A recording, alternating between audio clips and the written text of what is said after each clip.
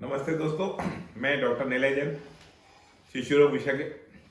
दोस्तों, आज मैं आप सब लोगों के सामने जो हमारे देश में सबसे ज़्यादा अभी चलन में है, जिसको हम लोग ब्रोंकाइटिस बोलते हैं, इन्फ्लुएंजा बोलते हैं, वायरल ब्रोंकाइटिस बोल रहे हैं, इससे अभी हमारा पूरा देश परेशान है। इसमें प्रमुख रूप से यदि हम देखें तो इसमें बच्चे, बड़े लोग ज़्यादा परेशान हैं। तो इस जो वायरल ब्रोंकाइटिस है या इन्फ्लुएंजा जो है, ये क्या है, क्यों है, इससे सबसे ज्यादा किस पे असर हो रहा है, इसका इलाज क्या है, इसके लक्षण क्या है, इससे हम कैसे बच सकते हैं, इन सब चीजों के बारे में आप लोगों से अपने विचार शेयर कर रहा हूं। तो सबसे पहले तो हम ये देखें कि हमारे देश में पहला कोरोना का लहर आया था, फिर दूसरा कोरोना का लहर आया, उसके बाद ये जो अभी लहर चल रहा है, ये सर्दी खांसी बुखार का है। ये कोरोना के बाद का ये लहर है, जो कोरोना तो नहीं है, लेकिन इसमें जो लक्षण है वो कोरोना जैसे हैं। तो कोरोना की वजह से क्या हुआ है कि हमारे देश में सब लोगों की इम्यूनिटी पे बहुत ज्यादा फर्क पड़ गया। दो दो लहरें आई कोरोना के बाद से, सब में इम्यूनिटी का बहुत ज्यादा फर्क पड़ गया। उसके कारण ये जो वायरस है, जो प्रमुख रूप से इसके लिए जिम्मेदार है, वो दो तीन तरह के वायरसेस हैं। पहला H3N2 वायरस है, दूसरा H1N1 वायरस है, और तीसरा दोस्तों एडिनो वायरस है। तो ये तीनों वायरस जो है अभी हमारे देश में सारे लोगों में, पर्टिकुलरली बच्चों में और बड़े लोगों में बहुत ज्यादा प्रचलन में है, जिनकी वजह से प्रमुख रूप से इसके लक्षण क्या होते हैं। जब कोई भी बच्चा इसके संक्रमण में से संक्रमित होता है तो उसके लक्षण उसे वही होता है जो कोरोना में होता था। सर्दी, खांसी, बुखार, सांस लेने में दिक्कत, बच्चों को गले से खरखर की आवाज आती है, बच्चे के गले से बलगम आता है, उसे सांस की बेचैनी होती है, गला जोर जोर से गरगर बजता है। माँ बताती कि सर उसकी छाती में हाथ लगाओ तो छाती से अंदर से मशीन जैसी आवाज आती है। तो ये इसके प्रमुख लक्षण हैं। और जो इम्यूनो कॉम्प्रोमाइज पेशेंट हैं, जो बड़े बुजुर्ग लोग हैं या जिनमें रोग से लड़ने की क्षमता कम है, जिनको डायबिटीज है, किडनी की बीमारियां हैं, कैंसर है, थैलेसीमिया है या ब्लड कैंसर दूसरे हैं, उनको भी ये प्रमुख रूप से यही लक्षण देखने को मिलते हैं। तो ये एक्चुअली एक तरह से देखा जाए तो इन्फ्लुएंजा जो बोलते हैं, फ्लू जैसे लक्षण दिखाई दे रहे हैं। तो ये क्यों हो रहा है? वायरस की वजह से हो रहा है। किन लोगों को हो रहा है? इसमें सभी ग्रुप के लोग इन्वॉल्व हैं। पर्टिकुलरली यदि हम बच्चों की बात करें तो इसको 1 दिन के और 2 दिन के नवजात शिशुओं से लेके 5 साल और 10 साल तक के बच्चों में देखने को मिल रहा है।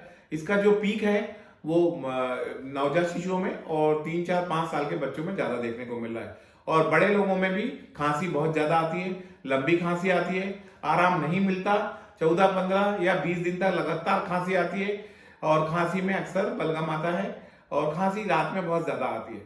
कोई भी ट्रीटमेंट आप ले लीजिए, इसमें जल्दी असर नहीं होता। तो दोस्तों, इसके अपन ट्रीटमेंट क्या करेंगे? पहली चीज तो हम इसको पहचान लेंगे, सर्दी खांसी बुखार है और गले से खरखर की आवाज आ रही है, हल्का सा बुखार है, बड़े लोगों में बॉडी एक है, सिर दर्द है, बैक एक है, तो मान के चलिए कि आपको ये वायरल फ्लू जो चल रहा है, एडिनो वायरस या जो H3N2 वायरस है, उसका आप पे असर हो चुका है और ये अपना पूरा समय लेता है, जल्दी ठीक नहीं होता दोस्तों। इसको कम से कम 3 से 5 दिन या 5 से 7 दिन या किसी किसी केस में 15 से 20 दिन या महीने भर भी ठीक होने में लग रहा है। इस पे एंटीबायोटिक दवाओं का असर बहुत ज्यादा कम पड़ता है। एंटीबायोटिक दवाइयां एक्चुअली आज अभी रिकमेंड नहीं भी कर रहे हैं और उनका कोई ज्यादा असर होता भी नहीं।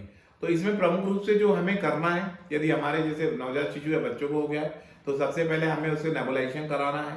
उसके बाद हमें उसे कफ सिरप जो बलगम को बाहर निकालते हैं वो देना है। उसके बाद हमें, अगर बड़े बच्चे हैं तो पानी की भाप, जो गर्म पानी की भाप है वो दे सकते हैं, और नेबुलाइजर कराना है। बड़े लोग हैं तो उन्हें भी पानी की भाप लेना है, नमक के पानी के कुल्ले लेना है, और उनको भी हमें एंटी एलर्जिक मेडिसिन जो होती है, जैसे मॉन्टेल्यूकास लेवोसिट्रेजिन होती है, कफ सिरप में हमें ब्रांकोडाइलेटा जो कफ को बाहर निकालते हैं उनको देना है, कफ को अंदर ढकेलते हैं वो दवाइयां नहीं देना। तो उसमें प्रमुख रूप से हमारे पास साल्बुटामॉल, टर्ब्यूटालिन, कफ सिरप होते हैं। तो ये लगातार हमें इनका सेवन करना पड़ता है। एंटी एलर्जी जो दवाइयां होती है, मोन्टेल्यूकास लेवोसिट्रेजिन, इनका बहुत लंबे समय तक रात के रात सेवन करना पड़ता है। और बच्चे जो 1 साल से ऊपर हैं उनमें भी हमें एंटी एलर्जिक दवाइयां, कफ सिरप जिसमें साल्बुटामॉल या टर्ब्यूटालिन होता है, उन्हें हमें देना पड़ता है। बहुत ज्यादा यदि गंभीर अवस्था है तो बच्चे को सांस में बहुत ज्यादा दिक्कत है, पसलियां चल रही हैं, उसकी जो श्वसन प्रक्रिया है 60 से ऊपर है, और बच्चा बेचैन है, दूध नहीं पी पा रहा है और उसे बुखार है, तो ऐसी परिस्थिति में हमें अपने जो बच्चों के डॉक्टर है उनकी सलाह लेके उसे अस्पताल में भर्ती कर देना चाहिए। वैसे इसमें मृत्यु दर बहुत कम है, लगभग 100 में हमें, जब 100 बच्चों को होता है तो 7 से 10% बच्चों को हमें एडमिट करना पड़ता है। और भर्ती करने के बाद बच्चे को 3 से 5 दिन या 7 दिन लगते हैं ठीक होने में। हम भर्ती करके बच्चों के जो बेसिक ब्लड टेस्ट है वो कराते हैं, एक्सरे कराते हैं।